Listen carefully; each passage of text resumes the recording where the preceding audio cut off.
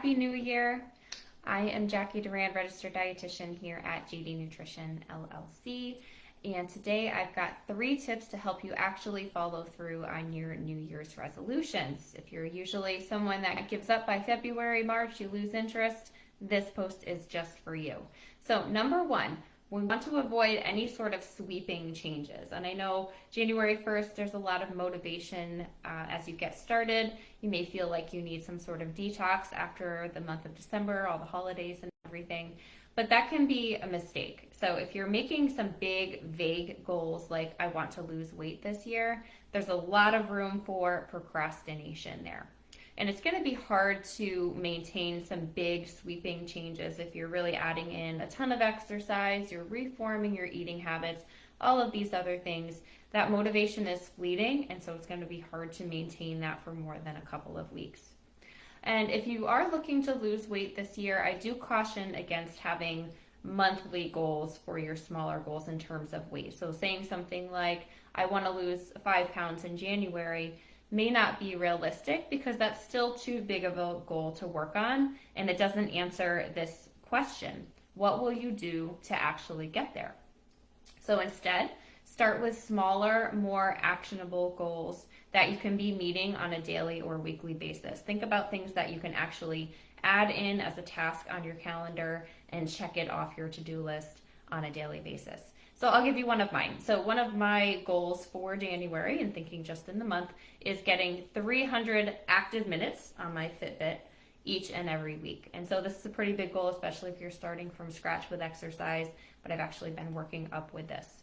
But basically I set this goal for myself. I have a very clear plan for what I'm going to do. And I know that I'm going to reach this by planning in 4 or 5 vigorous exercises each and every week. And yes, that's a stretch, but I have my mindset to it, I have my goals, and I have my plan in place. Okay, so number 1, we're avoiding sweeping changes. Number 2, we want to have a way to measure it, right? And so a clear-cut road to procrastination is having a really poor idea of when you're going to reach your goal and what that looks like. And so you'll see that with my fitness goal. I'm using my Fitbit. I have a way to measure my end goal, which is that 300 active minutes per week, right? So here's another example. So let's say your goal is to reform your diet a little bit. You're narrowing it down. You want to be eating more fruits and vegetables, right? That's pretty vague. So first things first, make this a little bit more specific. So you could say, I'll get 5 fruit and veggie servings each day by adding in a serving to every meal and to every snack. And so you could break that down a little bit further, make that a little bit more actionable and measurable by planning out, okay, what does that look like? What am I doing for breakfast, snacks, lunch, dinner, etc. All right, so number 1, no sweeping changes. Number 2, have a way to measure your progress. Number 3, we want a support network here, right? We are stronger together. We know that that motivation is fleeting, and so if you're feeling good about doing this now, you may not be feeling the same way in a couple of weeks. And so the idea of working out and planning healthy meals can lose its luster, so having some sort of external accountability, something that is outside of yourself, can be a really good motivator and a good way to keep yourself accountable to your goals. And there's lots of ways to do this. So it could be even something simple like joining a meal planning group, which I actually do have, and I'll link here in the comments. You could get a healthy eating magazine subscription. You could get a gym membership, all the way up to, really settling into a program like the one that I offer. So whatever you need for your support network, whatever's going to work for you, that's where you aim. The goal here is to keep your mind focused on the task at hand. So even when that motivation is gone, there is something still driving you forward. So if you're not sure where to start with this, start really basic here, right? Tell someone about your goal. So for example, I'll give you one of mine, my 300-minute active minutes goal. I did tell my husband about recently because first of all, he noticed that I was getting on my spin bike a little more than I had recently. And at this point, he's not keeping track of that for me. I'm pretty sure he doesn't even care. Definitely not holding it above my head. But the fact that I've said it out loud and that somebody knows about it and they may notice whether or not I've actually reached my goal is a driving force for me. And it's human nature to feel the same way. So even just the idea of having someone aware of what you're working on can be a powerful motivator here. All right, so let's see. We've got number 1, avoid our sweeping changes, think small and actionable. Number 2, have a good way to measure it.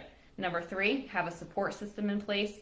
And I have one more bonus tip for you here, and that is reward yourself, right? So if you're putting in the hard work, you're reaching your goals, you're crushing that to-do list, do something nice for yourself.